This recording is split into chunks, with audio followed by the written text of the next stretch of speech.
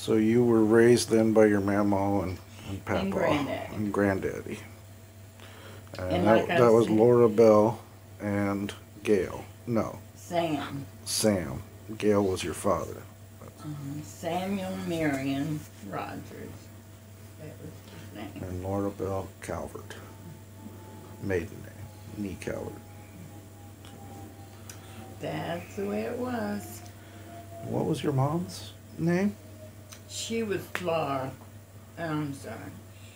She was Ludi Rogers. Ludi Rogers. Ludi Rogers. Was that short for anything, or was it's not a name? It's not a very common name, Ludi. Yeah. Carrie Jean. Of course, Carrie Jean and Marjorie were little girls, and they always said that my mother would come in and she always say toodaloo whenever she was leaving. And they were around. She'd say, "Well, now, toodaloo." Toodaloo. And that's toodaloo. Toodaloo. Now, Carrie Jean and Marjorie are your cousins, correct? They are cousins. They are Uncle Urban's daughters. Uncle Carrie Jean's still living. Marjorie's gone. And Jane is Jude's daughter. And that's all there is. Was it Don't Scott? have any boys. Scott who passed away from tuberculosis, or Irvin? Uncle Scott. Uncle Scott. He First didn't World have War. tuberculosis Oh, when okay. he died, but he was. But he got it. Yes. He was in military police in the First World War, Yes. stateside, Yes. and caught tuberculosis, but didn't Yes. die from it. Okay. Trying to keep all the stories straight. It's hard to. It's hard to do. Yeah, my memory's not as good as it used to be either. So. Hard to do. Did Uncle Jude have any other children? No. Well, he had a little boy that was born dead. They called it a blue baby. Did you ever hear of a blue baby? Yeah, a stillborn. Yeah. And That's sad. that was Jane's, her little brother that was born dead.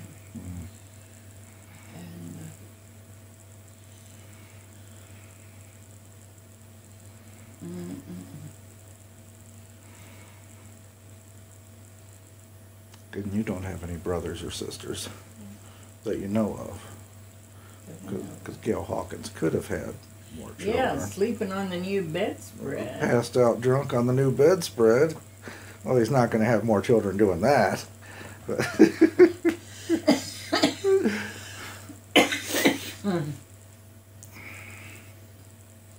my mother worked.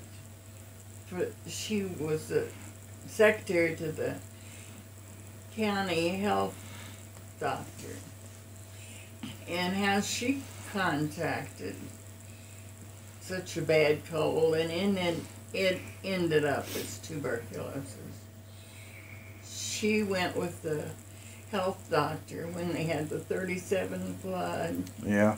And she went with him and gave shots to everybody. And then when she come home, she was sick. She got sick.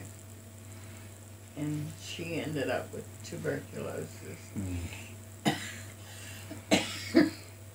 Now, she was supposed to go out. She was getting ready to leave and go to Denver, because Uncle Scott was already in Denver. And of course then the only thing that would cure tuberculosis is a high, dry climate. Okay. And so Uncle Scott had fixed up her room, and he was married then to Aunt Stella. And they wanted Mother to come out there. So that's Aunt Stella was Uncle Scott's wife. Okay. Aunt Stella, the crazy lady. Yes. She was crazier than a bat. I remember Aunt Stella very well. Yeah. Aunt Stella. Okay. So Aunt Stella was Uncle Scott's wife. Yeah. And they had made their home in Denver. But then after they got over, they were healthy. Mm-hmm. So they came back to Kentucky and lived in Fleming County. They bought a house over Clemens Spring.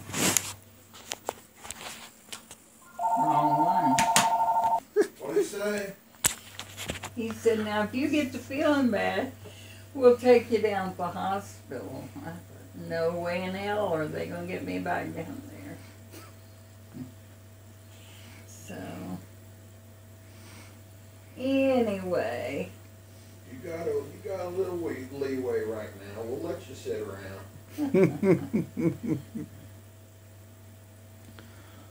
So, did Uncle Scott meet Stella? Oh, the phone again. Card works. Did they meet out in Denver? Or Yes, they Okay. did. See, like I said, the only thing they thought that would cure tuberculosis is going out to Denver into a high, dry climate. okay. Well, there he is. He made it. I thought your car was fine. Windows are fixed. They're Aunt Stella had gone out to Denver for her health. Okay. Because she had tuberculosis. And she and Uncle Scott met in the sanatorium out there. Hi. What are you doing? Fill my son up with a bunch of bullshit. Yeah. She's straightening out your stories. She's straightening out my stories. Yeah. That's good. So I hear them the right way. She straightens out now. mine too. To me, it's just the facts now. I'm the fact Stella and Scott were met at the sanatorium finder. Yeah, I knew that. Yeah. In Denver. in Denver. And then their health was better.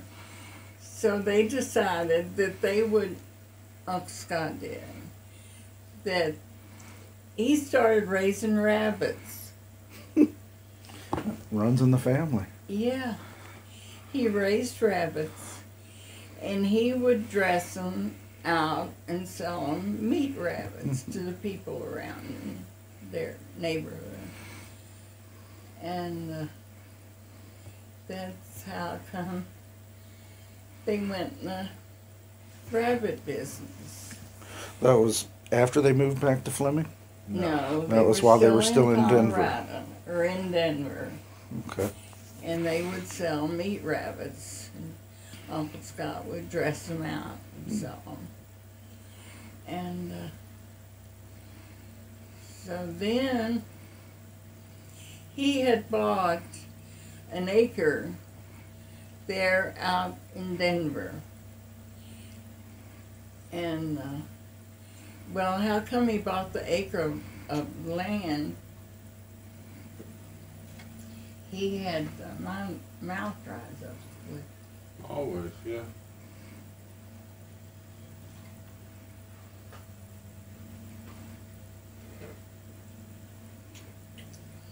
I heard it. So, anyway, he and Aunt Stella had a nice home in neighborhood there in Denver. Was it next to the land he bought? Well, Part of that that. comes later. Okay. And so they had bought this nice home.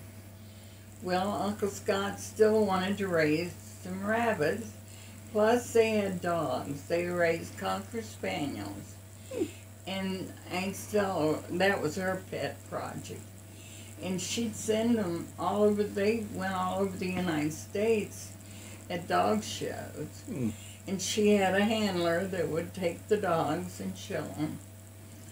And then the neighbors, well, I tell you, Aunt Stella, when she went through the change of life, that done her in.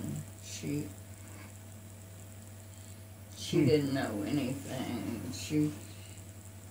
She had in her mind that people were trying to kill her and do all this stuff. She just went crazy. But it was during the time of change of life that it affected her like that. Here comes your lady. Okay, well, where's Rudy? I already put him up. Okay, We'll run over here and see so him. you're gonna leave. I guess, well, if right. Back to Flemingsburg. They were old. Well, I know they were old, but I mean, how old? Old is relative these days to me, you know. Well, I mean, were they like me in their 60s, I think that or were they older? I think they were a little bit older. Yeah. I can remember Uncle Scott. You know, his health was good and everything, Yeah, but his health was pretty good. and he had a hard time walking. A little bit, yeah, I remember that. You remember that? Yeah. Stella seemed to be healthy body-wise, Oh, she was very healthy. you know. She was healthy. And they decided they were going to come back to Fleming County when, well, I had moved back, and so they decided that they would come back too. Let me see, Mamaw hadn't passed on at that time. No. So it was about the time that we moved into Ewing with her. Yeah. We had. So I was in the second grade when that happened. We had moved into the house across from Billy Jones. Remember when we lived there? Oh, you mean in Flemingsburg? Flemingsburg, yeah. That's right. So they didn't come back while we were in Ewing? Or were they there during, I think they were maybe there during that time, during that move. We didn't stay in Ewing very long, did we? Before we moved to Flemingsburg with Mama. Yeah, you're right. That house is still there. There's many of the houses on that street. Most of the houses on that street in Ewing are all gone. That house is still there that we lived in. That was a good house. Yeah, I remember the nice thing. Got my cell phone. Oh, Where's that boy?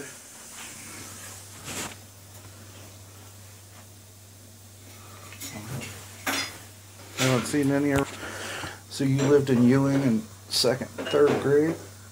I lived in Ewing for, I know this is funny, but before I got to Amelia, I went to 11 schools. Mm-hmm. We moved a lot. And, but at one time or another, first, second, third, fourth, and part of fifth grade, I was in Ewing. But within those times, we were also in Carrollton for kindergarten, and then Louisville. mhm. And I've been, just a block away from where Katie lives. Katie lives. There on Polk Street. It was the school that I went to kindergarten in part of the year. Where And would I maybe find a dish rag? First grade. Let me look A in dish rag. for you. So what kept you moving around so much? Your granddaddy Graves. Okay. He That was explains never, it. he never was satisfied with the job he had. Yeah. He always wanted to try a new job. And that's what we did. He tried, well, let's see, his first job, he wanted to try, well, first of all, out of Fleming County in the beginning, he wanted to go to the University of Kentucky. He wanted to be druggist, Pharmacist. That's what he was going to study. So that's when we lived in Campton. Is this before or after the state police? That was, Because he was a state policeman when we lived in Campton. yeah. Well, this is after. Okay, so after he left the police force, then you moved to Lexington. We moved to Lexington I for your remember dad that. to go to University of Kentucky. There with Miss, what was her name? Ruth What? Cox. In Campton. But in Lexington, we lived with Tulip. Roger Sled Mm-hmm. and his wife Tulip upstairs. Do you remember the name of the street? Warren Court. Okay, Warren Court. And that was just off Highland, right? What was that street come up out of downtown where the Campbell House was, the Monkeys, and all the hotel? Remember that? Oh, what a great memory that was. All those crazy monkeys behind the hotel in those big cages. And then that was Highland, wasn't it? Was that Highland or High Street? I don't remember what. Mom, the you name- wouldn't believe that area. That area has been, as you come up from the university and up from downtown, well, of course, downtown is almost completely changed. That's where Octavia has her theater, right downtown, next to the Kentucky Theater, the old Kentucky Theater. The big Okay, one. yeah. They're right next door. That's where Octavia's theater is. And that's on Main Street. Right next to the old, right across the parking lot from the old Opera House. Okay. So if you head up those streets, up the hills, and to where we lived, every old building just about is gone. Is that right? It's all brand new. And, you know, most of it is student housing for the university. University's bought a lot of it. I was totally lost, and I forgot the Warren Court, the name, because I was looking for it just a couple weeks ago while I was up there. Warren Court was what we lived on. Or that was Tulip and Roger. Yeah. At the end of Warren Court. I remember right at the end, yeah. And then Dad had some issues when he was at UC, or at UK, didn't he? He got sick. He got sick, but from the way he described it and the way it's been described to me, he had a panic attack one day in class. He told me of a day that he was in class and something just overtook him and he walked down through the middle of chemistry class and knocked everything off both sides. I don't remember that. Walking right through and walked up, knocked all the glass down, and he remembered all he did was his professor stepped out in the middle of the aisle and just sat there and let him do it and and waited for him. And that he kind of collapsed in his professor's arm. He was always fond of that professor, you know, he was how nice a guy he was. And over the years, I've seen Dad's notes that I don't know how long exactly he was in school before he got sick. I don't think he was there very long. I've seen his notes. He was really intelligent. Chemistry, mathematics. I was totally amazed. I mean, he never pursued any of that. Mathematics a little bit with finance and stuff like that, and stores and management and stuff. But he was never, I mean, he really, equations and chemistry and stuff I never was any good at, really. He really looked like he enjoyed it. Now, how did he get, what do you mean when you say he got sick? Well, he developed Wait a minute, let me think.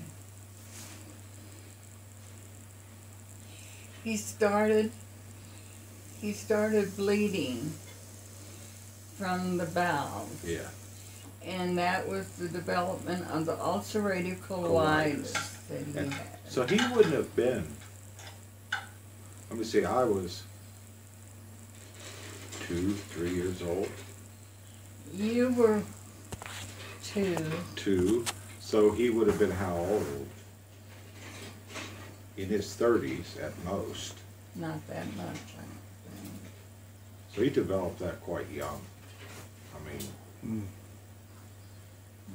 and there was never any talk about where that came from. Other people in his family had never had it, nor have since, that I know of. I don't know of any of them. He was ulcerative colitis. Yeah. And they took him to, well, first he went to Good Sam. And then they weren't helping him there at all. So they took him to Louisville, to the Veterans Hospital in Louisville. And that's where he stayed for quite a while. Yeah. Is that, let me see, that must have been about the same time you moved to Louisville. We moved to Louisville. Because I remember starting kindergarten in Louisville at the Catholic Church, what is now a Catholic Church. I believe it was probably then too. They probably had it in the basement or daycare center, preschool, whatever you called it out there. I think it was called kindergarten. Yeah. The house we lived in is still there. On Polk Street. Yeah, on Polk. Just about a block away from Katy. It's only 2 blocks long, the whole street. Yeah. And that neighborhood's all pretty much intact. A lot of things have built around it, you know, over the years, expressways have cut through it. But those 2 blocks are still, I don't know how long it was originally, but it looks like it was never more than a couple blocks long.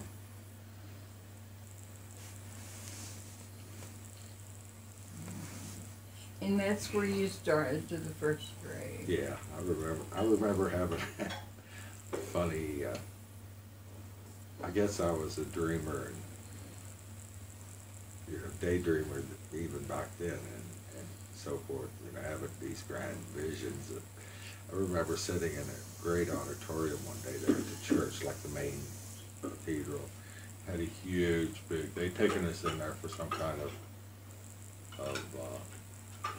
showing or something, I don't know. And we were all sitting in the pews. And up in the ceiling was this huge chandelier. I mean, it was just a monstrous to me. I don't know how big it is. But it was a monster chandelier. And I don't know how old I was, but I'd already fallen in love with this little girl from India. There was this little girl from India in my class, and she had 2 little beautiful, she was real dark skinned, and she had 2 beautiful little diamond studs in her ears. I still remember it. She was so cute. And I was looking up at that chandelier, and I envisioned it starting to fall. You know, and it was coming right down where she was, and I ran over and I caught it. Like, I saved her. That's all I remember of it, you know. That's it. I remember, that's funny, I remember that image from that time. And I remember, at that school, I mean, and I remember how great it was at break and recess or whatever they called it. We would get graham crackers and Kool-Aid. Nobody there? They already left. I thought so. Yeah, there was only Rob's truck there. He's probably with Beth. Yeah, that's what he said. I'm on my way up to me. He said I tried to call, couldn't get nobody. Well, her phone just was busy. She had it on, it was beeping when we came. So be it. There you go. So much for disturbance control. Yeah, really. I mean, I was interested in that episode at the college because I've often wondered how much of my anxiety has been genetic. I never remember Dad having a panic attack after that. Or maybe Yes, sir. I can understand the stress of what he was going What do you through, need? being that sick, and with his episodes with the state police. He apparently had a couple really bad last few months with the Well, state when he police. was in camp, No, Yeah. I'm going to I be. remember one night. I'm going to be if that's all right. It was very scary. Uh, Well, there was 2 Negative. episodes in Yeah. Canton. The Yeah. one that the whole town exploded. Well, I forgot about that one. So that's 3 I know. He told me of that one. He also told me of one that they went out to. He was often called by the local sheriff to assist in, Yes, in yes, busting he did. people for bootlegging and for making moonshine and whatever else, you know, wherever the sheriff needed it. Yeah. And he was considered, I guess, state police and the local people, like today, they kind of work together all the time.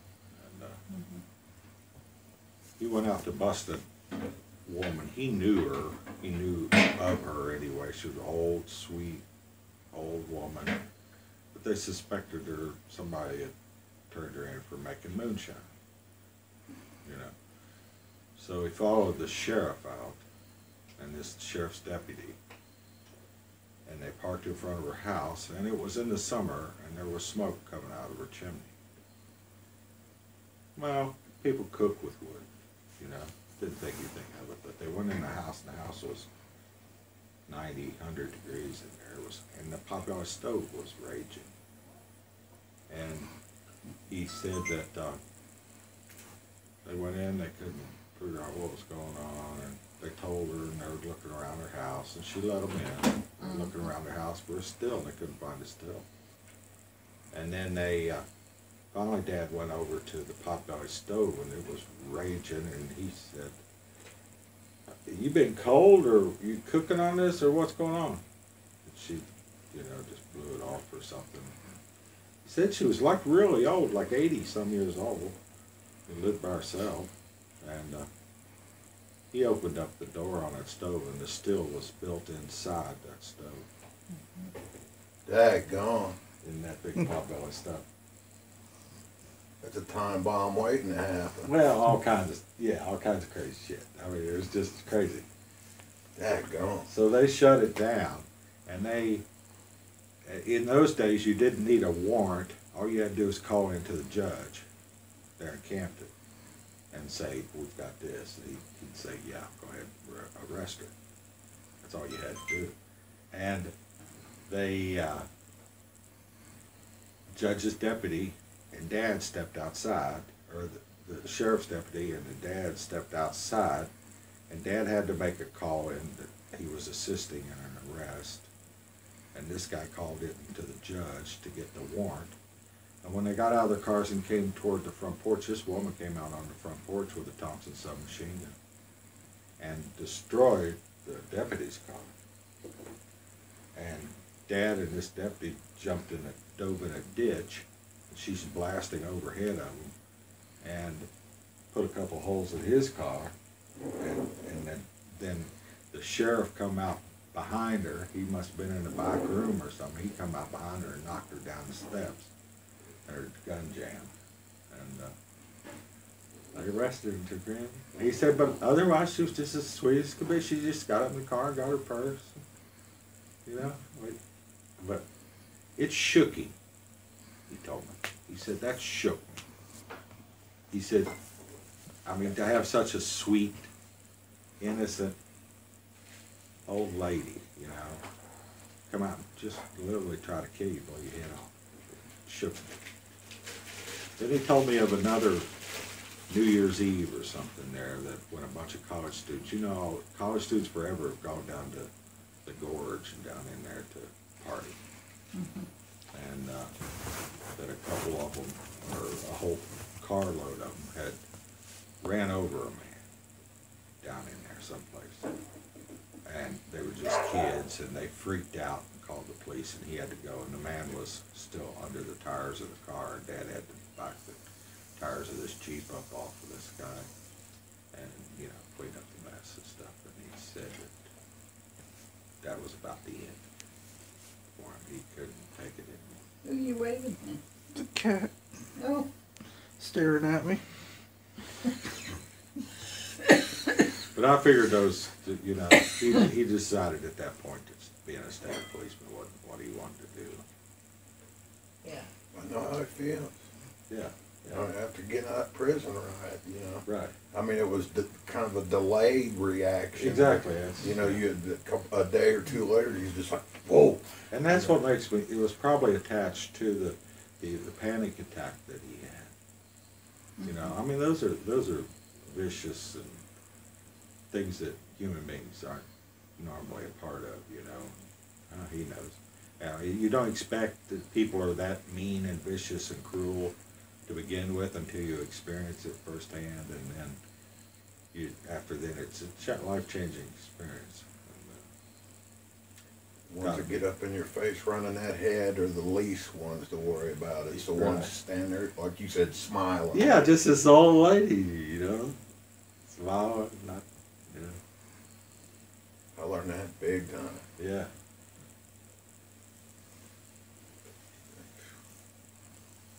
No, I'm with you. I mean, I didn't feel hardly any anxiety at work since I left that place. Yeah. That's when the anxiety went whoop. Yeah, Just yeah. like, God damn.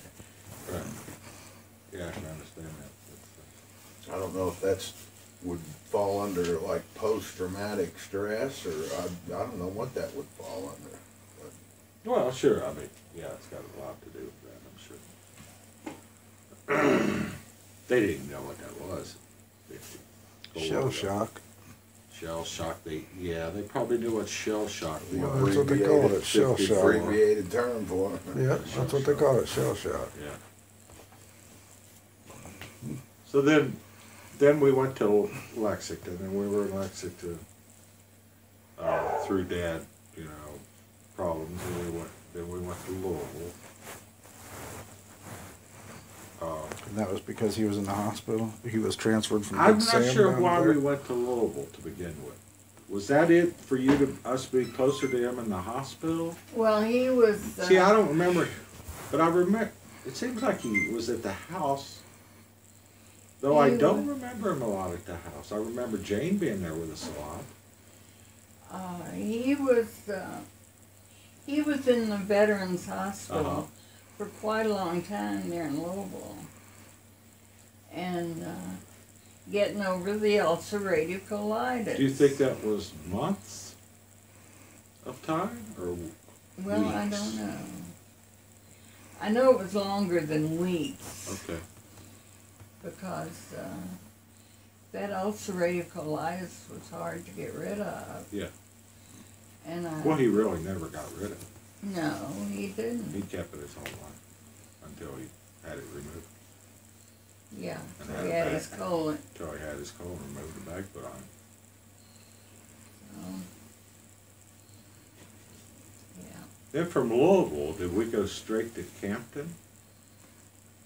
Or back to Ewing for We went back to Ewing. a while? And I was trying to think. I'm trying to remember when I first met Bill and Priscilla and Debbie, you know. Well, you were in the first grade. Okay, so we must have went to from Louisville straight to Campton. What did Dad do in Campton? Or not Campton, in Carrollton? He was managed finance office. That's how he got into finance. That was the first place with Times Finance. Mm-hmm. That little company, Yeah. you know, who were basically your local, you know, pump, you know, what do you ever call them? Loan sharks. Yeah. I mean, really, I mean, you go around and look now, and they're still here. And the little places like Times Finance stuff, or, you know, you go in and they charge you 22% interest, and they're for poor people, and giving poor people loans. Check into cash. And Yeah, all that kind of good. stuff now. Yeah, you manage one of those. So we did that in Campton. We met the Blairs in Campton, right? Or in Carrollton, I'm sorry. In Carrollton. That was your first day of school. First grade. First grade. Well, if that's true, then we weren't even there a year. Because also I had Miss Cannon in the first grade in Ewing. I remember Miss Cannon very well in her class. And then looked forward to going into Miss Ruth's class in the second grade. You know, which was a freaking nightmare. But Miss Ruth was a case. She needed to be locked up. This woman had taught my grandfather in school and taught my father in second grade. Really? Was going to teach me in second grade. That's how old she was. All right. Now I don't think she had taught Grandpa, because she was about Grandpa's, not much older than Grandpa. So probably hadn't taught him second grade, but she had been a teacher of his in school. Daggone. And it must have been no later than 8th grade, because he didn't go Do you any have a farther. bucket? Where's that? Yeah, nowhere. Right over here. A what? A bucket. No, this ain't it. No. You want a Is that where bucket for a I'm mop? Mopping? bucket? Yeah, mopping. What's in that, Steve? Ma'am, if you just want to Hair. feel like wringing it out in the sink, that'd be fine. Yeah. If that doesn't bother you. Doesn't bother us. Except for clogs up the snake. Okay. Oh, excuse me. Remember all your teachers? Yeah, I do. I do too. I remember every one of them. I do too. Now, it's funny, I don't remember the woman in Carrollton, and I don't remember the woman in Louisville, that'd been kindergarten and first grade. But from then on, I do. Miss Lingefeld was my kindergarten teacher. Miss Johnson and Miss Ferguson and Miss Johnson, Miss Ferguson, Miss Mercer, Mr. Bach, Carol Campbell. Oh my Lord. Boom, boom, boom, boom. Mr. Carol. Bach was the first one to lay the board to my rear end. Who? His name was Mr. Bach, my 5th grade teacher. He was the first one. I was fighting in the bathroom. He drugged me in the utility closet next to his office and smoked my rear end. What was you fighting about? I was taking up for you. Good answer. Good answer. Yeah. I don't know what I was fighting about. I was too scared to cry though, because shoot, I'd never gotten swats at school before. I just got it over with. So when, well, excuse me, the Grandma Augie didn't go down and Whoop somebody's ass. Oh, Dad was ready to. But no, them teachers used to take, they'd go down to the shop and they'd take pride in them paddles. Oh yeah, they did when I was in school. Up till about 7th grade or so, they still did it. When I was in school, and they would drill holes in them and design them and try to make them try to make them more aerodynamic so they can get a better swing out of them. Oh, my gym teacher and basketball coach had one made out of fiberglass. It almost wrap around you when and boy, that sucker would light you that was- up. Oh, And that's just back then, you know, a lot of kids, other than blue jeans, wore like them thin-ass double knit pants and stuff like that, you know, but... I don't know what I did, but it seemed like when we moved up here from the country, my 6th, 7th, and 8th grade, I got my ass beat all the time. I wondered when you were going to move onto my lap. I saw you. You've been moving towards it quite a bit. There you go. I remember in 7th grade, Mr. Robinson, the gym teacher, used to draw a circle on the blackboard, You had to put your nose to. and you had to bend over and put your nose in that circle, and then he would put his foot against the back wall and come flying across the room and smack you in the ass. You had a bloody nose instantly. You smashed your nose in the blackboard as fast as you could. I mean, I guess that was his way of punching you in the face without saying he was doing it, you know. Oh man, I hated that. I had a teacher that did that, and It's because I wouldn't run fast enough, or I wouldn't, you know, I was never into sports and shit like that. Mr. Saunders Did you have one like that? yeah, but you only got the bloody nose if you moved your face away from it, because then it meant you were going to get your Boom. face slammed into it. But if you kept your nose right there, you were going to be okay. If you kept your face up against that wall, that circle. But if you pulled your head back, then it meant you were going to go, and you'd end up with the bloody nose. Mr. Saunders make you bend over and grab your ankles. I mean, bend clear over. And this man was a monster. I got threatened to get swatted once, but I never got swatted. I've seen a lot of kids do headers into the daggone tile after he lifted their butts up off the floor. Well, that's awful. You remember Mr. What was his name? He was an old man, lived up in Withamsville, and he rode a bicycle to me every day.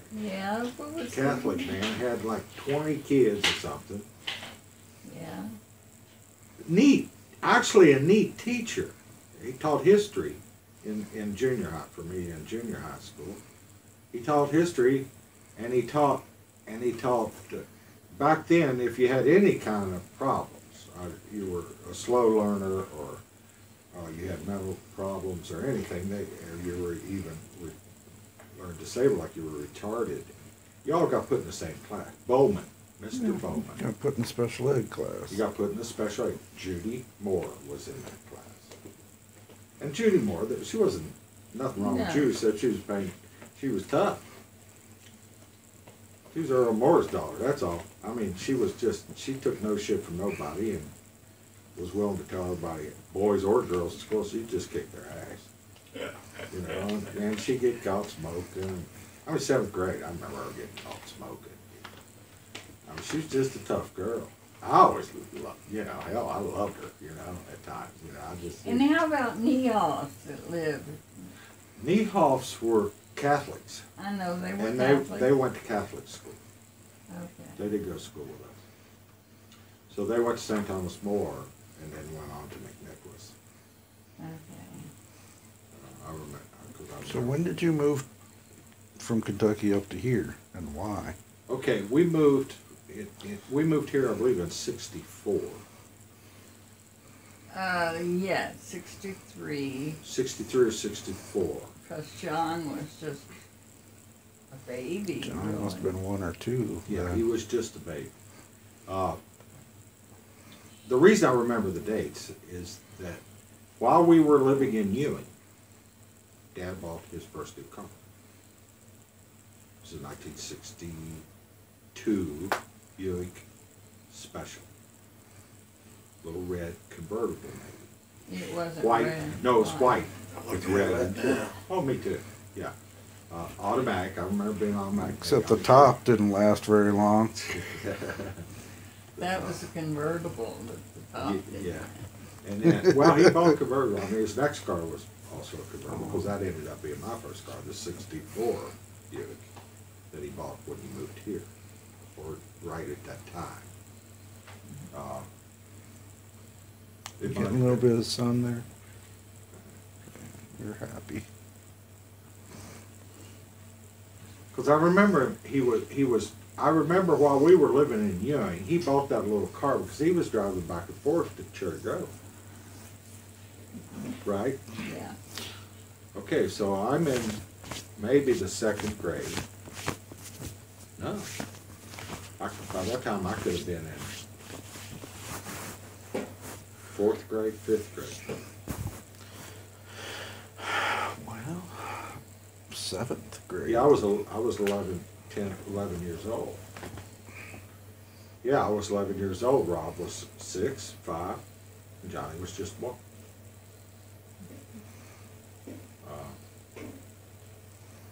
And that's when we made the move up to here because of this job. What job was that one? He was when Cherry Grove Shopping Center. This was all cornfields and orchards when we moved here, and they built the first strip mall, Cherry Grove Shopping Center, right up here. Beachmont was still a 2-lane. Well, it was Ohio 125, Brick, what it was called. And they built the shopping center, and Dad, they put a Sears and Roebuck catalog store in there, and Dad got the manager's job at Sears and Roebuck catalog store. That's where we met. We rented a house at first over here on Michael Drive, and then that's when we met Donna. Kid. Right, yeah. Around the south. He lived across the street, and he was working at the Midwestern Hayride at WCPO once a week, but it didn't pay him. And so he had to sub with Dad. He would help Dad deliver washers and dryers, refrigerators and stuff. The big delivery. He was a huge man back then. He was a big guy. And then we bought Merle Seward's house. Yeah. Merle had it right up at the end of the street. Merle had a carry-out called Sears Carry-Out. I used to walk up there a lot. In that house, it's that one over there. Yeah, it's the one that Rob lives in.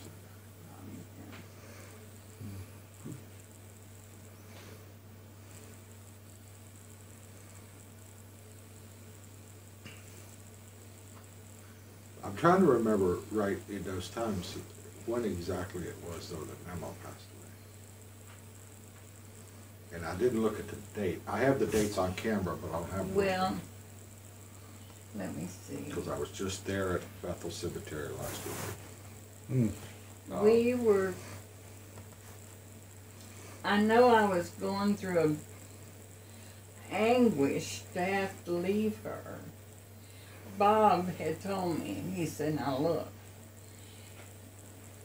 it's okay with me if you want to bring your mother or grandmother down to Cincinnati with us, but I am not driving back and forth. Mom, it must have, in those days, it must have taken well over 2 hours each way. Yeah. He says, I'm not driving. It's 4 hours a day of driving. Yeah. And he said, I'm not doing it. So I thought, oh, what in the world am I going to do? I can't leave Mama. She was just like a little baby to me, you know. Mm-hmm. And I thought, I can't leave her.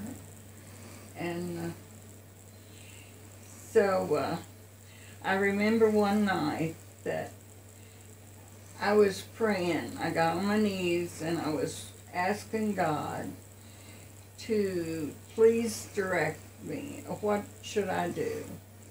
I have to make a decision. And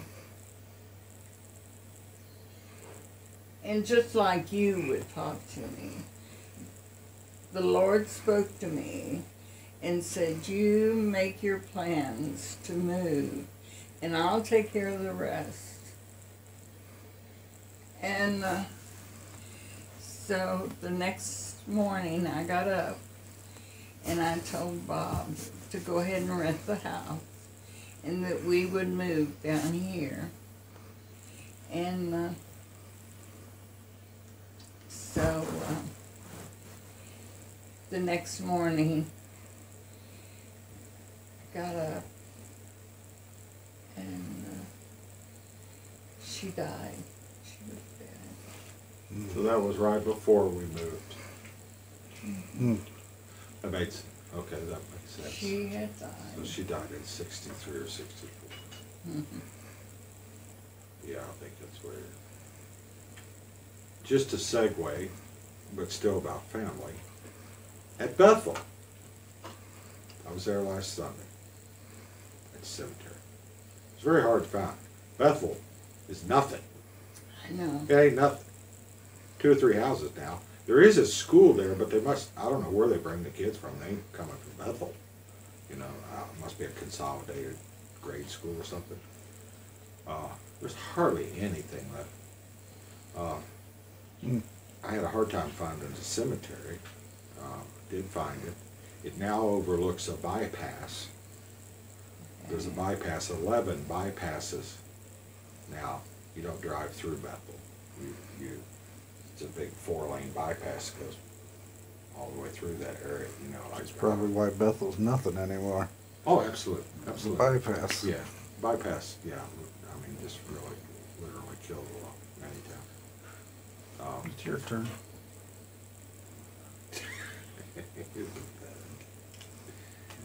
And You gonna put up with that? Come back here. You don't have to put up with being called pathetic. what I found Just because you interesting want was love. the placement of so many stones, and of course the names, just about every one of the names of the families around in Bethel were very similar to names in Fleming. I mean, you know, there was a lot of Calverts. Okay, I didn't know Calverts were from Bath County. Mm-hmm. There was a lot of Rogerses, and I'll tell you right now, Rogerses own Bath County now. The judges, the sheriff, the biggest landowners in Bath County are all Rogerses. Mm-hmm. Biggest cattle farms in that whole area are Rogerses. Yeah. Which makes me wonder, why did Sam Rogers leave Bath County with so much family there? And successful farmers, why did Sam Rogers decide to, did you ever hear any stories, why he decided to go to Fleming County where there was none? I never did hear the reason why. And buy that little Scrub? scrubby, crappy farm when all that beautiful land was in Bath County? He came to Flemingsburg first, right? Well, just to Fleming County. But didn't you say it was outside of Flemingsburg was the original farm?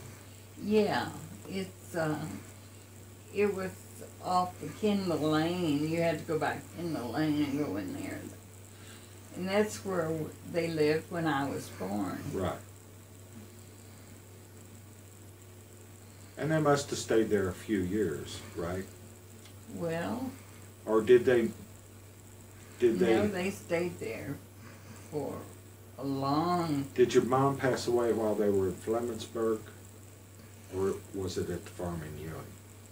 Oh no, she was gone By the time you moved to in Ewing? Fleming County. Yeah, she was already gone. Okay, well, back at the cemetery, they had in Bethel, right across the little lane that goes through the cemetery from Grandma's and your mom's grave, well, my grandma's and great-grandma's grave and everything. There's a space there next to your mom. Yeah, that's my place. Okay, is that where you want to go? Yes, Okay. that's where I want You to go. heard that, all right. And you do now want to be cremated? Yes, I do. Okay, all right. Well, not right now. Well, she's burnt out now. We don't, no, she's already.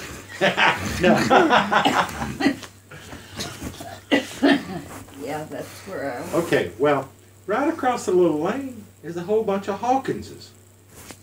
Yeah, but we're no related. Oh, no, I know you're not related, but did the family Hawkins and Rogers have any kind of association before you met, or before Ludi met Gail? No, no. The Hawkins family was from Scott County. Why are they buried in Bethel? Why did they bury my mother? No, the Hawkinses. There is more Well, I Hawkins don't than there know. are Rogers in Bath Well, County. So, I don't in that know, cemetery. That's called, what's the name of that cemetery? Longview. Longview. Right. Yeah, because I've always wanted to say my mom's in Longview. Because remember the old crazy place here? Oh, yeah. Oh, my mom's in Longview. Yeah, Longview. My grandmother, all my family's in Longview. Yeah. No, yeah, they still have the gate and entrance is not there, but they remember the big cast iron thing that says Longview across the top of it. They have it in a special place in the cemetery. Do they? Yeah. Yeah. And then there's a house right there where probably the caretaker lives. That's right, that little white house. Yeah.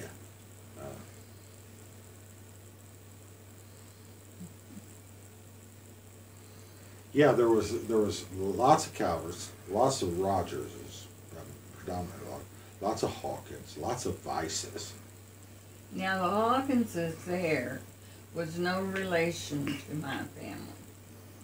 Was no relation to your dad or to your husband? No. To your granddad. No. Your father. I'm sorry. This all gets screwed up because you were we call right the first because time. we call great grandma grandma.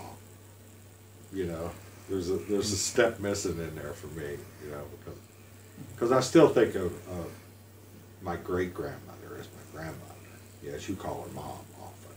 You know, or I call her mama. You know, most people do. But she really wasn't mama. You know, mama didn't know. So it was, yeah, okay. I've also been looking at my grandfather, your great-grandfather, Gale Hawkins. As I was growing up, I always thought he was a lifer in the service. Now, I don't know how much of that is true, really, now that I'm getting more and more stories, information. He might have spent a long time in the service, but he worked for the 3C program, Civilian Conservation Corps in Moorhead. And I've been on, just Sunday, I was on trails that he helped cut. You know? Yeah. It's amazing what they did with picks and shovels and sticks of dynamite. Mules. See what I can do with a stick of dynamite these days. Buddy, I'll tell you what. There are stone walls that are hundreds of feet tall where they cut right through these stones to make this road 2-lane or 3-lane road. It's just, I don't see how they ever, and there's no sign of the stone they pull out. It's just beautiful. Some of these old rock faces and stuff. You can see how they drilled with that, you know, just meticulously down through in these small increments. They drill like 3 or 4 feet and plant dynamite and get back and blow it out, haul it out, break it up by hand. Yeah. At that time, they didn't even have pneumatics back then. So they were breaking everything with picks and sledgehammers that didn't break up, you know, or blowing up with dynamite, blasting them. Yes, it was amazing. What would they call the? Was that part of the WPA? No, it was the 3C program. I was going to say Civilian 3C. Conservation Corps. I was going to say 3C. And it was done coming out of the Depression because so many people were out of work. And that was Roosevelt. And Roosevelt, who was he a Democrat or a Republican? He was a Democrat. Okay, that makes sense. He came out of, during that time, he developed not only the 3C program, several programs like that, which were phenomenal. I mean, they built more infrastructure. They built the school there in Fleming County. In Fleming County. That Fleming's actually all the old schools that are still remaining that you can find in that area. The one at Bethel, the one at Hilltop in Fleming County. There's several of them so far that I've seen that were made by those guys. You know, I mean it just made sense. It was a great program. I mean, you know. Yes, it was. Wish we had one like it today. Because it took people that didn't have enough money, needed help, and it gave them a good job doing something fairly exciting, and they could see, you know. I mean, I can't imagine, you know, what my grandfather, the pride he must have felt, and said, look at that, what we did. Look at that Look at that high school Fleming County. If he was so proud, he never should have passed out on those new sheets.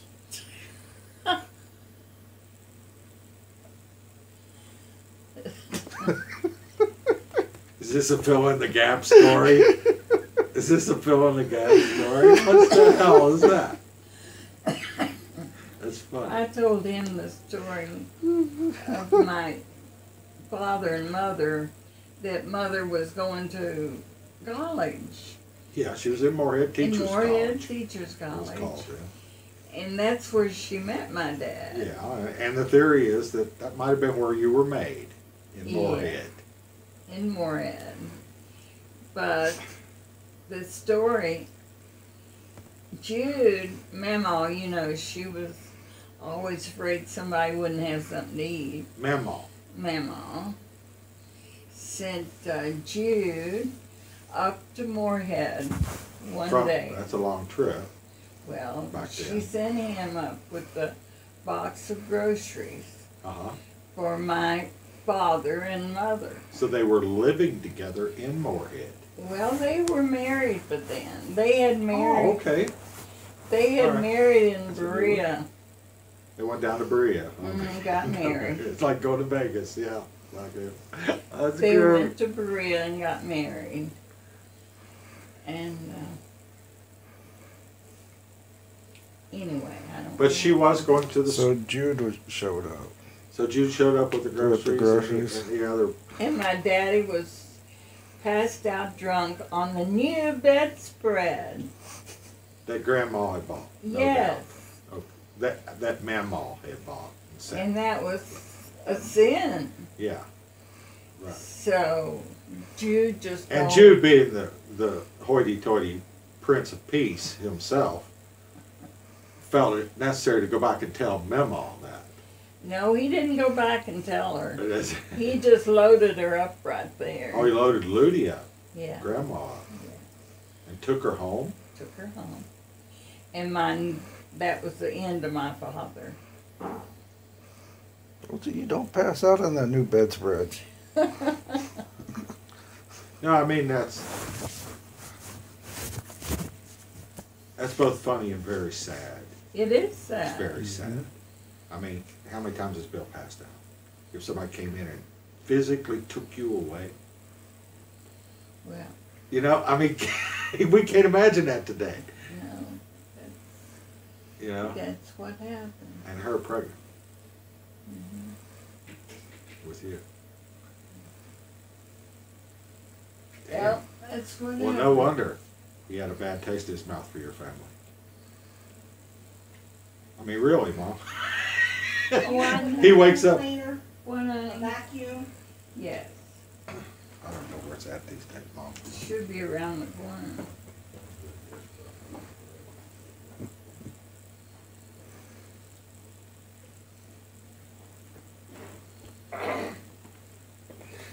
Wow, that's pretty crazy. Okay, so, and then I guess from that moment on, he was not allowed to be around your No. mother No, he wasn't. or you.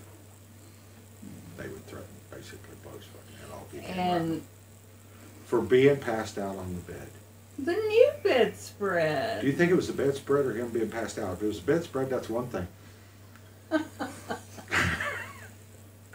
I mean, it's all fun. I mean, it's all crazy and funny now.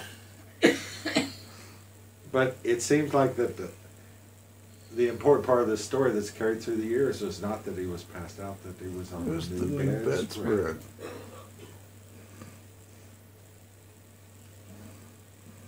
Wow.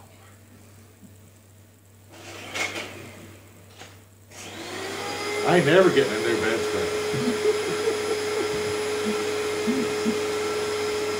Last one bought my family man lost his wife and child over it.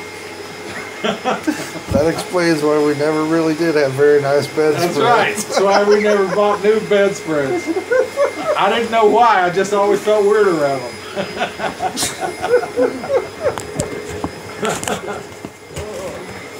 Oh, crazy.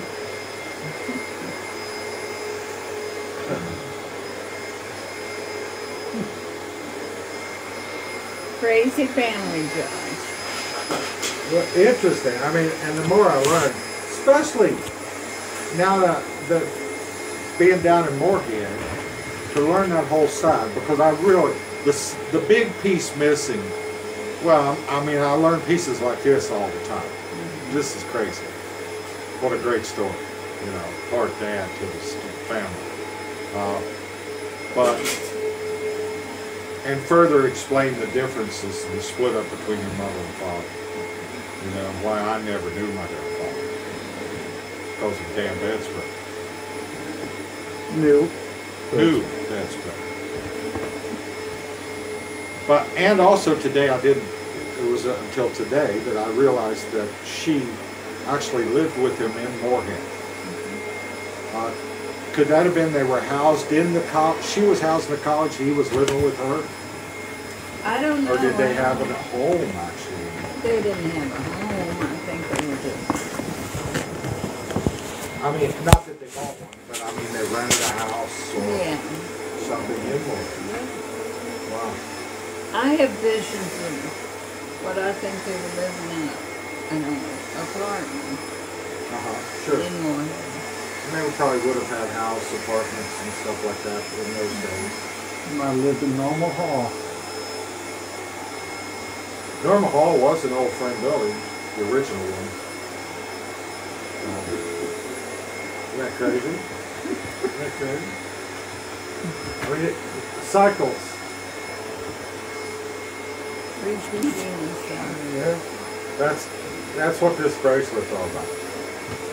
I don't ever take this off now. It won't ever be off. Stays on me forever.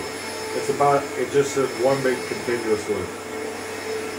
And, you know, now that I'm getting to my age, these cycles are starting to come back and make sense, starting to connect. You know?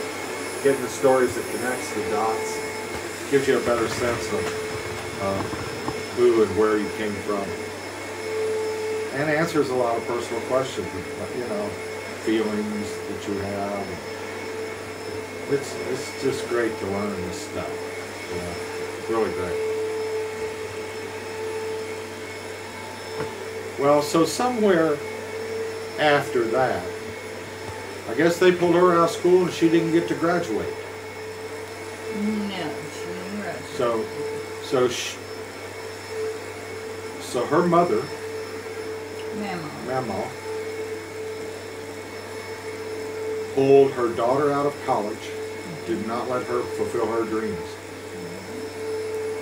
broke up her marriage, split you and your father up. Yeah. Wasn't over no damn bread spread. no. What's the other end of the story? What's the other side of the story? That's the dot I don't have connected. You know? There's got to be more than a bedspread. You know what I'm saying? Well, You wouldn't. Nobody we know would ever have done that. Well, it was new.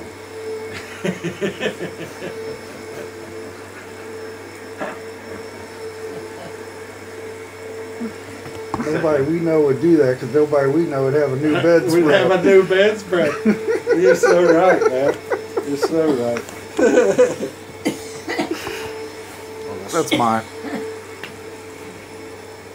Oh, God. That's well, What's yours? Air Force. What the heck? How'd you get that?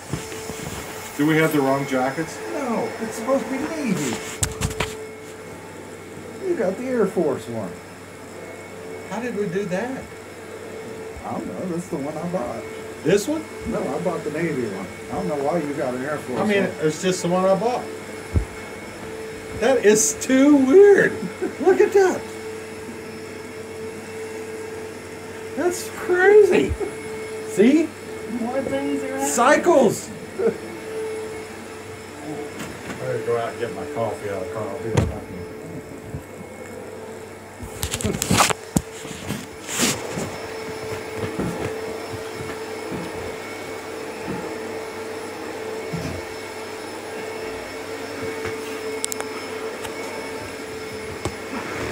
So after, so he came up here, and Grandpa Bob was working at Sears and Roebuck catalog store. Okay, so that's where I went to Louisville, because that's where he was in the Veterans Hospital. And then from Louisville, you come straight up to here, or was there? Well, let me think. I don't know, Jim.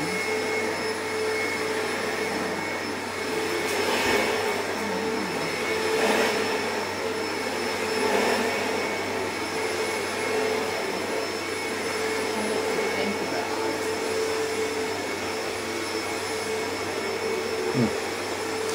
And then I was trying to remember when, as I was jumping forward many years, actually only about 12, I guess, or 15, when I was a toddler. Standing up between Bill and I. Did you work at a Kmart up here for a while? No, I worked at Olin Mills. You worked at Olin Mills. For some That's reason where I got all your pictures. Oh yeah. I remember that one very well. I thought for some reason that you had worked at a Kmart up here. Or somebody worked at a Kmart up here. And maybe we just went to Kmart, I don't know. Like I said, I was really young. Yeah, I thought there was a Kmart up here with a diner in the back of it. It had like a diner area in the back of it. So it was more like a Woolworths than a Kmart, but it was a Kmart. I have memories of, I thought Grandma Betty worked there. At Kmart? Yeah, but I have memories of a Kmart up here. There was a Kmart. Nancy King worked there for years. See, I have memories of going there, and there was like a diner in the back. You could have very well been there with Which, Kmart's. yeah, it was very... That was the first big box store I ever saw. Yeah. Kmart. And we had a lot of friends, local people that worked there. I just saw Nancy at the memorial yesterday. Yeah, Said to wish you well. yeah, it was like a diner or a counter in the back, or a fountain area or something in the back. But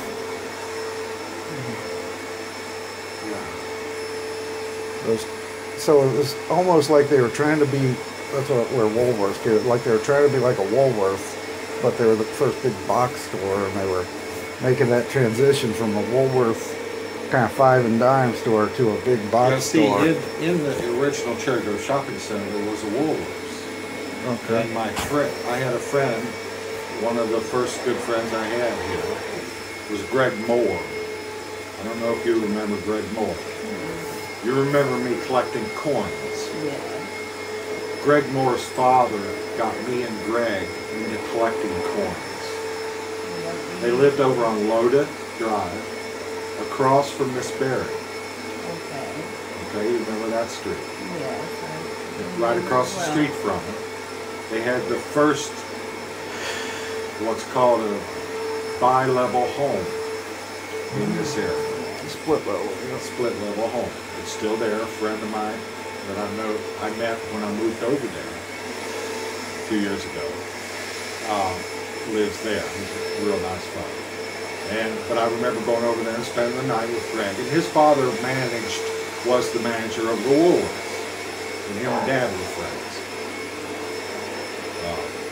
And he got me into collecting coins. And then I don't know whatever happened to any of those people. I told you I had reconnected with Noel Royce, didn't you? No, you didn't. Yes. Where and how? Noel Royce is in North Carolina. I did have some kind of feeling or something that he had gone to Vietnam. No, he did go to Vietnam and stayed in the service and retired from the service, the Marines. And him and I are in contact over Facebook all the time. Good. Yeah, and you know, it's good. And he looks like his dad, Oh, Leon. yeah. His nephew is running for sheriff in Fleming County right now. And what is his name? What would he be? His name is what was it? Mike Tommy or something. He would be Josh's age, you know. I don't know. But he's running for sheriff in Flemingsburg right now, Fleming County. Because his signs are all over the place. Tommy Royce for sure. His brother, who at that time I never knew until reconnecting with Noel, his brother had always been a country music player. I thought he was, you know, his brother he was a teenager, but he had already moved out of the house by the time that I spent so much time with him up there. There you go, get comfy.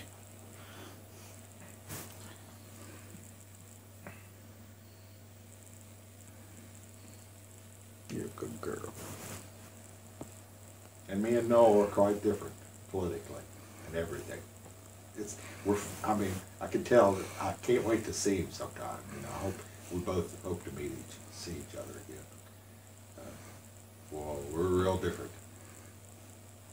It's interesting. I've often thought, Was he you know, one in your band? no, we never played. Noel and I spent every day in the woods hunting or fishing, pretty much.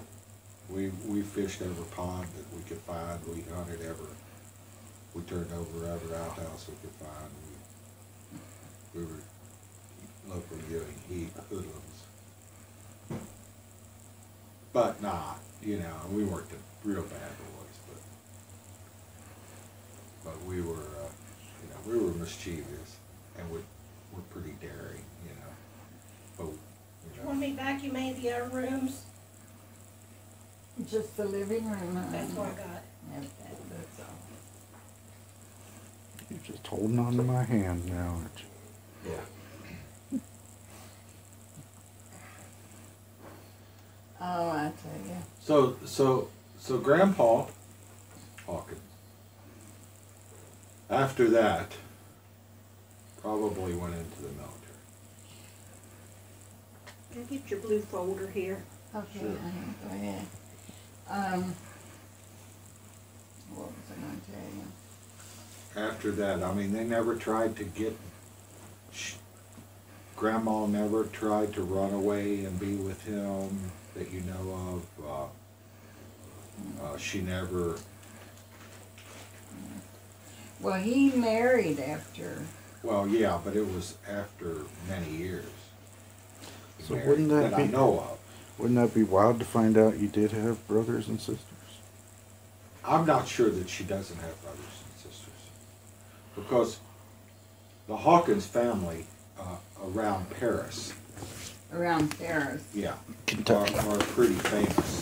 Well, that's Uncle Raymond. Yeah, Uncle Raymond Hawkins. Uncle Raymond Hawkins had a liquor store. Daddy had a liquor store Yeah, in Paris. well, and as in most small towns back those days, the people that had the liquor stores were very wealthy, were fairly wealthy. His wife had a high-end dress store in Well, Paris. she also had a funeral home. Ted Davis. Her name was Ted. It was Davis Funeral Home in So Paris. it's probably Theodora. Hmm. Her real name was probably Theodora, and they called her Ted. I can imagine that back from the age and the names. I don't know. Theodora Davis. I don't know. And she owned the dress store. She owned a dress store. But she probably owned it as Ted Hawkins. Yeah, I mean, if I look back in the record, there are records of, you know, even back then you had to have a license to have a store. It was a tax thing. And so when I go to looking through those records, and they're available even online now. When I go looking through those records, I'll probably be looking for a Theodora Hawkins and not Theodora Davis, if she took his name. Yeah. Don't know where she did or not. So the Davises and the Hawkins were fairly well-to-do people in Paris. I mean, you know, usually people that own the nursing homes and or the funeral homes and liquor stores are the people. Many times. Yeah. And it's funny, when I was in Moorhead, when we were in Moorhead, the bootlegger was a guy named something Camp, Alton Camp, Esther Camp, Alderman. He was the big bootlegger. And Brett will tell you stories of coming all the way from Grayson, from the Bible College, to come to Moorhead to buy from liquor to take back to Grayson. At this guy's, he had just an amazing little setup, but it was busy. He had, I've been to it. It was nothing more than a 10 by 10 foot wooden shack alongside a mountain road, except that a driveway pulled in to the window, and he had one window, one door, and you would knock on it, and there was a rock or something hung on a rope, and you would knock, hit that against that, and the door, somebody'd say, "What do you want?" You know, and you tell them what you got, or whatever. Before that closed, you could literally go there and buy pot. You could ask for a half pint of whiskey and a half ounce of pot. His brother was the sheriff of Rowan County. I believe he was a twin brother. When Rowan went wet and 64 had come through, the big interstate had come through, the first big liquor license went to the bootlegger. How about that? The biggest liquor store in that area there now, right on the biggest, most expensive piece of property there is owned by the original bootlegger, whose brother was the sheriff. And that family, they're still, aldermans are still, you know, like one's that been on council for years, one's like running for chief executive. I remember the name of Alderman. A big family. They're in Rowan County. Interesting. I told you Rowan County was originally part of Fleming County. But Fleming County was huge. It encompassed what is now about 4 or 5 counties originally. And as time, this would have been in the mid to late 1700s and up into the early 1800s. By the time that travel was such that people from the county, we could have representatives in Washington, so they could ride by a train back then, get there fast enough, and be back and forth once or twice a year through the Cumberland Gap and so forth, you know, which was, you had to go through mules, go through Cumberland Gap prior to that. So there was a Senator Rowan was his last name, and he worked out a deal with the senator from Fleming County. I think they, you know, maybe they were both senators and from that area, and he worked out a deal with him. He said, "When I go back, I want this to be Rowan County." And they drew out the line. Wow. And it became Rowan County. But it was also true of the county north of Rowan Menifee County was also part of. And then you go into Bath. Bath has been old. It's older probably than Fleming County. It was there too. Most of the big counties were centered around the river because that was transportation back then. You got there by river, no other way. Unless you did horseback over on it. So where did our family come from to settle in Bath? Well, now the Calverts from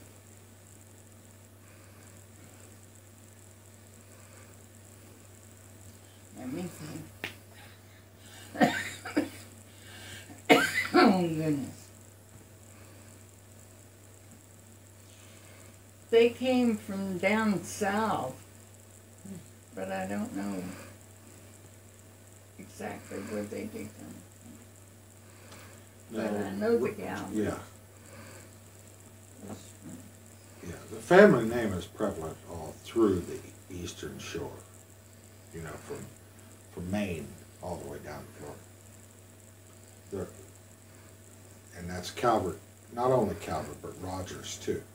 Now Graves, I really haven't gotten into, and Graves, I haven't found any real old.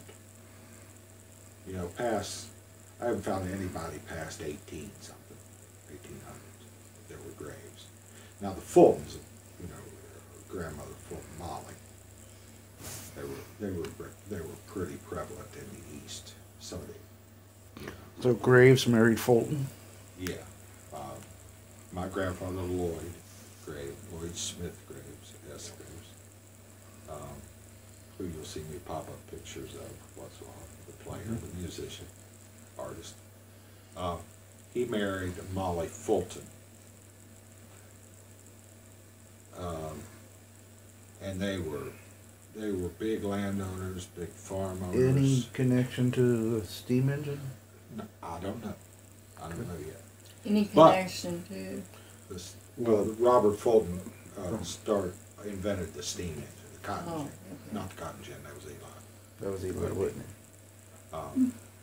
Oh, excuse me, guys. Well, Robert I need some coffee. Fulton had the first powered steamboat, right? Steam engine powered boat named the Clermont.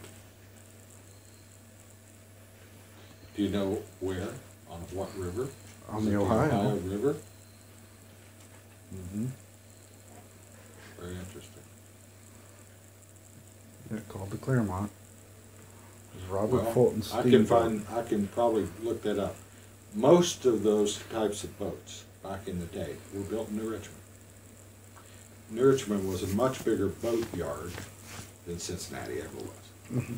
Cincinnati later became big. Well, Cincinnati was the slaughter. Yeah, they were Porkopolis, they were the pigs. Pig and beer. The first, Germans. The absolute first that's been known of assembly line was in Cincinnati to kill pigs. They had too many pigs. They had to kill them on an assembly line. So they built a chain. How do you kill pigs on assembly line? One person kills it. Well, I'm going to kill it part way. You kill it the next part of the way, and you finish it off. Well, just like chickens. Chickens are ran in, and cattle are ran into They're processed then. They're ran into a slot. They're a chicken before it's even killed, before it's washed or anything, is hung on a hook on an assembly line. Mm-hmm. And one man does that, or 10 men, or whatever it takes to get them hooked up. And the line's always going. And then the next guys, all they do is slice their throat, bleed them out. And then it goes on like that. Pigs were the same way. They would be hooked up live by their tenons here. And then somebody would slice their throat. Bleed them. Bleed them out. They didn't shoot them like they do today. Right. And then went on, they'd slice them in half, gut them, blah, blah, blah. Right on down Dress the line, them. dress them. Out the other end is, and that was at what's called Cons today. Well, somebody else has bought it, but it's where the old Cons on Spring Grove Avenue was. And they drive Somebody else bought Cons? Yes, it's not Cons anymore. It's something else. Is it like a division of Oscar Mayer or something? Could be. I don't know. Hmm. I don't even know if they do meat there anymore. Really? Because it looks like a huge office building. That's weird. Yeah, I don't know. But I mean, there are still meat plants, Queen City Sausage, Mhm. still meat plants on Spring Grove Avenue that have been there since the late 1700s when this stuff was started. So, Graves married Fulton. Graves married Lloyd Smith Graves married something. Molly somebody Fulton. Molly I've Fulton. known the Fultons. The Molly Fulton. Every Fulton I ever knew was a great person. Molly was an oddball. I just didn't know her before she got married. You know, she kept her mouth shut, didn't have 2 or 3 teeth in her head, you know. But was valedictorian at Clemensburg She High was School. very smart. She was very smart, but I don't know what happened with her smartness. Of course, there was, you know, probably a lot of people that were very smart that just didn't do anything because there was nothing to do. But looking back at it, you know, my grandmother, your mom, went to college. You know, was she that smart? Oh, yeah, Or- she was. Okay. I don't know why she... Yeah, because she would have been the same age as Molly, Mhm. basically. But in those days, I'm sure Molly had the smarts to go to college, but chose not to. Well, it wasn't as readily available for women back then either. Oh, no, but like I said, it was readily available enough for Laura to go, or Ludi, your mom. Yeah. And people were going. I mean, Moorhead was the place. You know, Moorhead was the center. It was the first college. And in that area, you know, and so very interesting. So, who was Molly Fulton's parents? Molly Fulton's parents were, now I didn't know her parents. Stanley Fulton. I didn't know Stanley Fulton. I only know Uncle Elmer, her brother, and his brother, older brother, that had a big farm there on 68. They both lived on Route 68 going out of Maysville toward Lexington. It was the main Lexington road. They both had farms there in a little place called Fairview, which is the road that comes from Ewing, dead ends into 68 at Fairview, and then Blue Licks is right down the street. Blue Licks. It's a strip club. I don't know. Is that what it is now? I I don't don't know. know. But back in the day, Nothing. I was just trying to be funny when and failing. my grandfather, Gail Hawkins, your great grandfather, was young, he worked at, and people say he managed, the Blue Licks Hotel, which was a health spa. And you can still go through antique shops in that local area and find they bottled water, spring water, and sold it. Most spas did. I'm still looking for an original because they've started faking them. But they were blue quart bottles, and they're really hard to find. I just have not found an original. I've found plenty of fakes.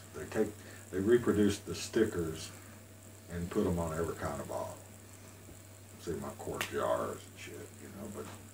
But back then they had cobalt blue was a very special glass, somewhat poisonous. But they put everything medicinal. You know, even little. They talk about Corseed models that the old blues players played and stuff like that. Those are all cobalt blue. The first Alka-Seltzer bottles, the long, tall, skinny ones, were cobalt blue. The first Vicks bottles. These were all old, original herbal remedy type things that And it's still the reason why to this day Vicks uses blue And packaging. That's right. Right. Yeah. Used to be able to get Vic Sag, Still can. can you? Yeah. In cobalt blue. Well, it's It's blue still glass. blue packaging. It's not cobalt. Well, you can get it in blue glass, Yeah. but it's not cobalt blue. Cobalt's poison. We It is. found out, yeah. Later. I mean, you really have to ingest cobalt itself. You're not going to get it off a bottle in a month of time to using the Vicks or anything like that. But it's just one thing they found out to be poisonous. It's very difficult. You know, you can still buy it. I buy it in paint, tubes of paint, cobalt blue. Not allowed to be made in the United States. Has to be made otherwhere and shipped in lead tubes. Because that's safe. Yeah, well, hopefully you're not eating it like Van Gogh did. I mean, that's what made Van Gogh crazy is his cadmium yellow, which they still make cadmium yellow. It's the most brilliant yellow, just like cobalt is the most brilliant blue on Earth. But he would lick. He would take a stroke and wet his oil brush because saliva and oil doesn't mix, and it allows it to stay real fluid.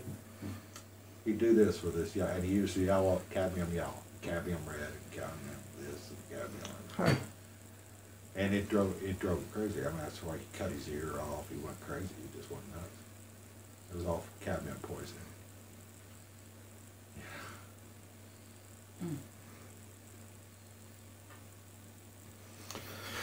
So you got Molly the Fultons. Fulton. And you still got some of them, many of them alive that I know. There's Uncle Elmer and Aunt Leona. When Karen and I moved to Flemingsburg, Uncle Elmer had just passed away. Uncle Elmer, now that I look back at it, is probably the reason, one of my reasons for me getting attracted to woodworking. Uncle Elmer he restored and fixed antiques in his elder years. And he was such a nice old gentleman, just a beautiful old man. And lived in a little tiny house, but he was known really for being able to really put together a nice old piece of furniture and put a beautiful finish on. And back in those days, there were no easy finishes. It was all shellac, hand-rubbed shellac finishes and stuff that took a long time. And he did it well, you know, with brushes and rags only, you know. They had one son that I know of, and that was Johnny. Yeah. Johnny was Dad's age. Johnny Fulton. Johnny Fulton. And he might still be in Lexington. He still is in Lexington. He left that country and became a fireman in Lexington, and retired as the chief in Lexington. And I believe he still does live in. You know, he's be in his 80s now, 70s. Oh, yeah. So that'd be your dad's cousin Yeah, or your cousin? both. My second cousin. Your second cousin. Okay. Your third. Yeah, I was trying to connect first. Yeah. Level. So And I didn't know any of Elmer's brothers. I had met him once. I don't know what happened with that family, because Elmer's brother, who had the farm right there together with Uncle Elmer's and Aunt Leona's, he lived in a huge antebellum mansion, the main house of the farm. Uncle, did you say it was Raymond? Uncle, Stanley. Something Fulton. I thought his name was Raymond too. no, Not like Raymond Hawkins. no. Stanley Fulton was a brother. Of Uncle Elmer's? Uh-huh. And he was I'll say the rich Okay, well then, landowner. All right. So there was his house. And then right down in a valley, in what it was probably his original chicken coop, was Uncle Elmer and Aunt Leon. I mean, this place was no bigger than this garage. Their house was. Perfectly kept, beautiful antique furniture inside it. You know, but way down that bank. Remember that bank down off, Oh, yeah. off 68? They built 68 right on top of it. Man, really the build up to get 68 up the heights for going through those curves was his front yard. You went down a slope like this down to his house, into his front yard. I don't know how he managed to maintain his house. It's a wonder he didn't get bored of us when they built 68. When Karen and I moved back to Flemingsburg, before Katie was born, Aunt Leona had moved to Flemingsburg.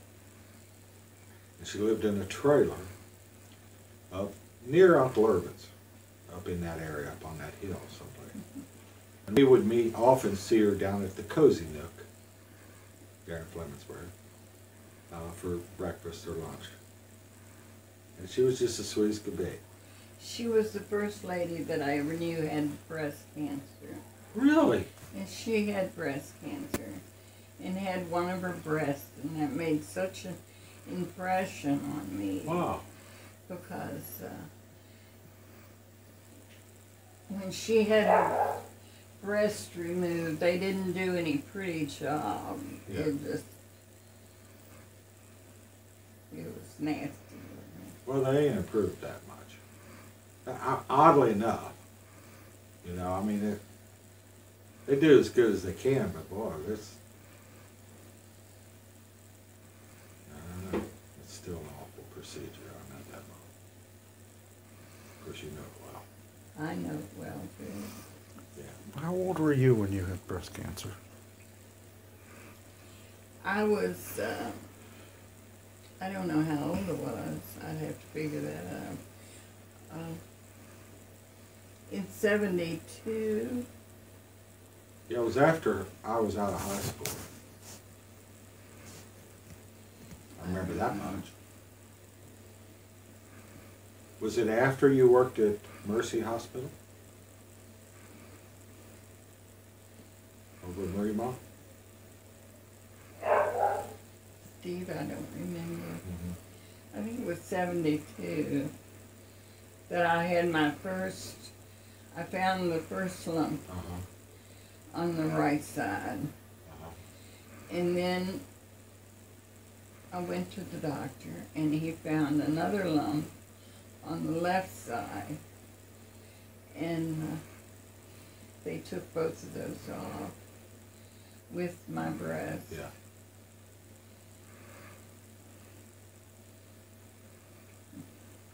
Saved your life.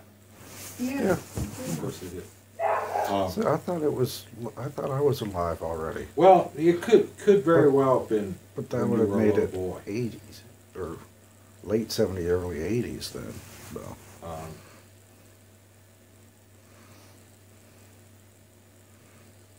I don't remember. I don't remember either exactly when that happened. I wasn't out of school that long before I was married to your mom, so you know, there's a good chance that we were married at least. So it would have been a very fresh story, and you could have possibly been a little boy. My mom graduated in 69, so you graduated in 71. 71. Okay. Yeah. From the school that shall not be named. That's right. From my arch rival high school. Yeah, which was originally the same school. I know. And, you know, it's been I funny. don't even 'cause know who has the bell this year. living down at, Probably Amelia, because Glen Husty can't pull a team together for anything. they moving to down to New Richmond. Well, New Richmond was everybody's arch nemesis back in those days. People from Amelia, anyway, you didn't go to New Richmond. You went to New Richmond, you just guaranteed you were going to get your ass beat someplace in New Richmond. And we just did not go there. We would not go there. And now going down there and, you know, guys that were my age, Bobby Lease, the guy I ran off of, who are now, you know, millionaires and people moving back and restoring the town and stuff. It's interesting having conversations with them about those days and, you know, different things that went on.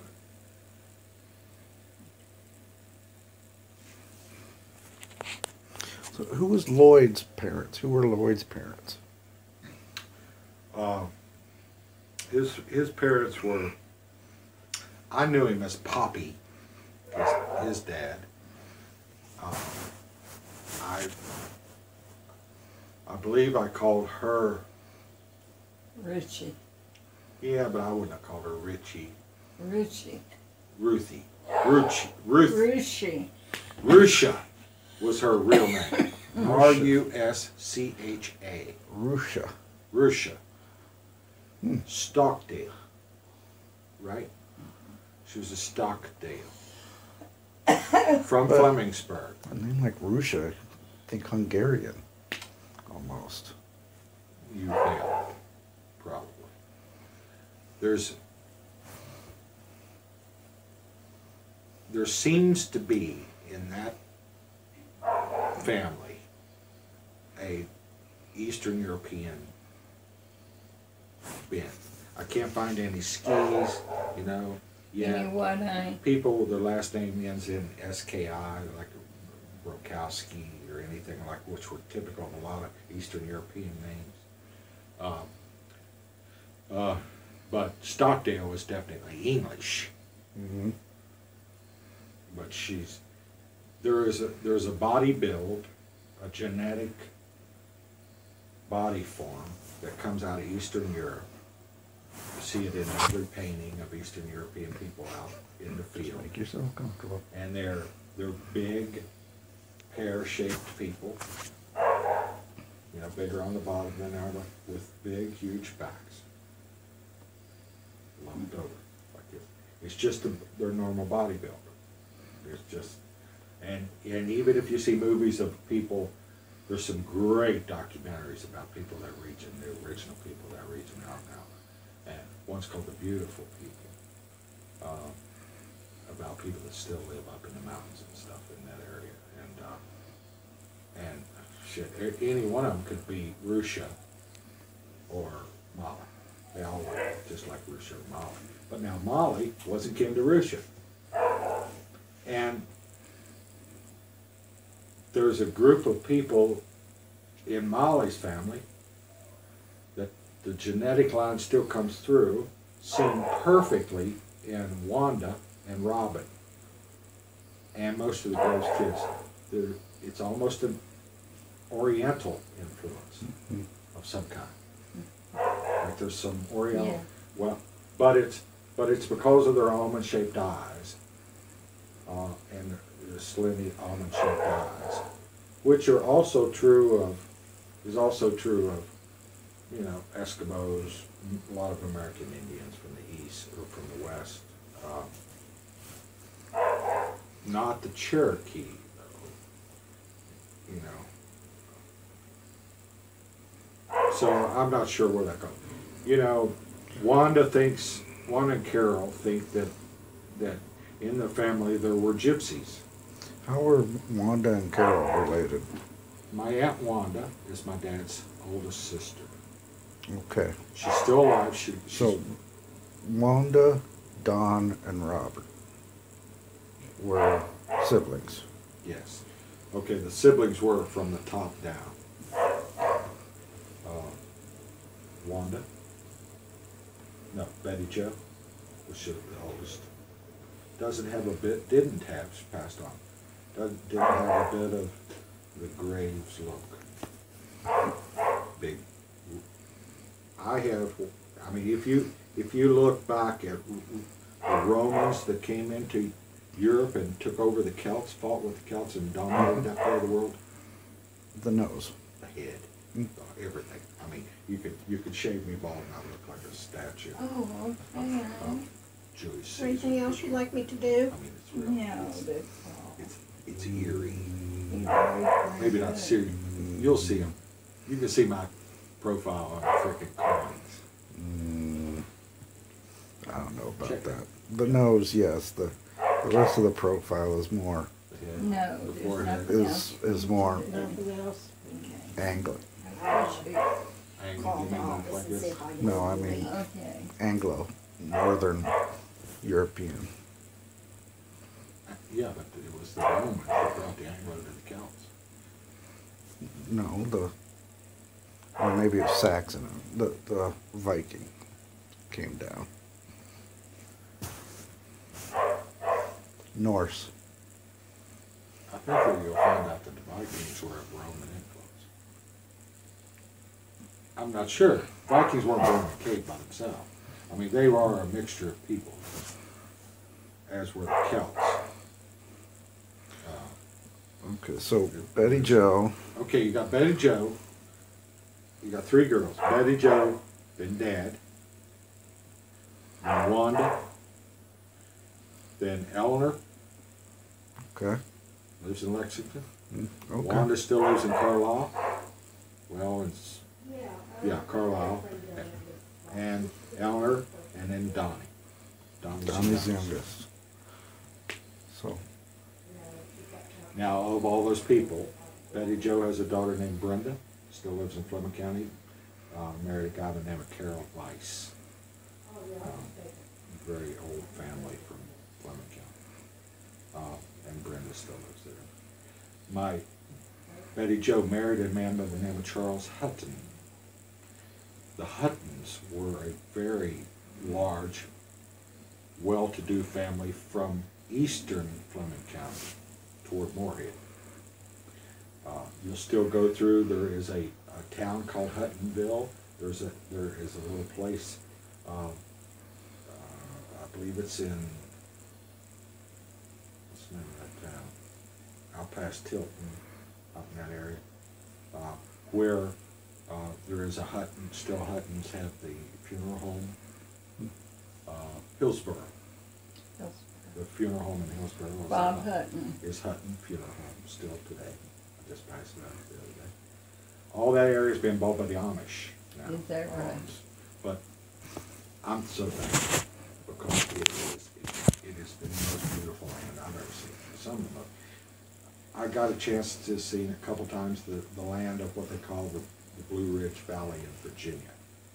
Very famous land below, right below Washington, D.C., going down on the other side of the Appalachian Mountains and Blue Ridge Mountains toward the coast. It's an incredible. You can, on the Blue Ridge Mountain Valley Drive, you can look down into those big valleys. It is incredible. Horse farms and big farms.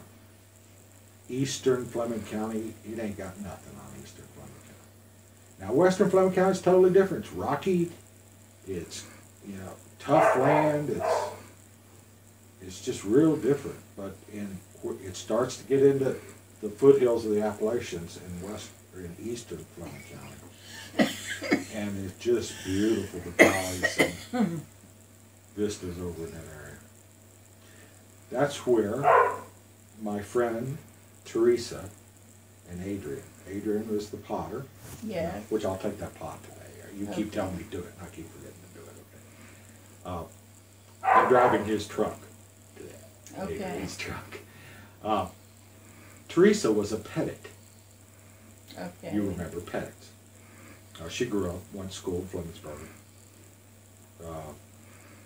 Her family are buying everything they can buy that Chuck Marshall doesn't buy. Chuck Marshall went to camp with me. Yeah. Chuck, I guess, his family must have always been fairly well off.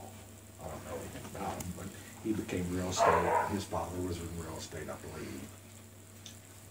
And he bought 15 years ago, when land was just crazy,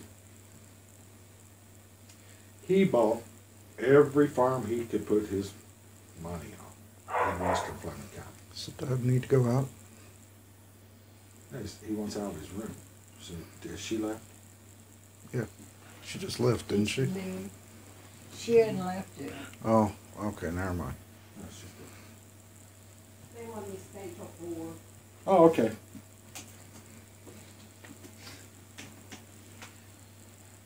Do you want her to do the bed or anything? You know, it's all done. Well, Chuck took all those nice old farms and built roads, laid electric lines for big developments. He ain't sold the first house. All that stuff is still up there. He still maintains it. It's beautiful. Laid out in lots, like 4 and 5 acre tracts. Along those ridges. One of them being Hutton Ridge, another one being, but because he's kind of at war now, land-wise, with the Pettits, Teresa's family, her uncle, because he's buying all that land. He puts cattle on. He's buying everything that comes up. So when it comes to auction, it's Chuck Marshall and her Uncle Pettit sitting there trying to outbid each other on the land. It's real interesting, but I'm glad it never got developed.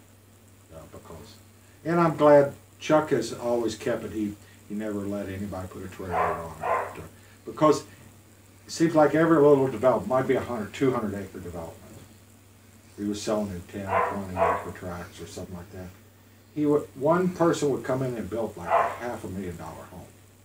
And then nobody else would come. That's when the bottom dropped out of the land market. You know, nobody could sell the houses they were living in to move out there. There you go, Mom. It's right there. And I took you down to Fleming County with us, and was coming home, and you let the stickinest parts ever was. Yeah. And Bill, he'd say, "Now, Steve, the next time, Josh. Yeah. the next time you feel a part coming on, I'll stop and pull over, and you get out and do it." So we went on. He did that a couple of times. You were driving that big Lincoln Town car back then, weren't you? Yeah. So when we got back to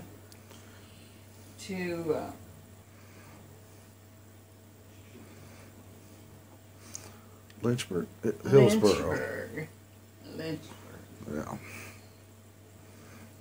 Well, the next day, we were taking Grandma Augie someplace. And you said, "Grandma, now don't fart in Bill's car. He'll make you get out and walk." She never forgot that. Don't fart in Bill's car, because he'll make you get out and walk.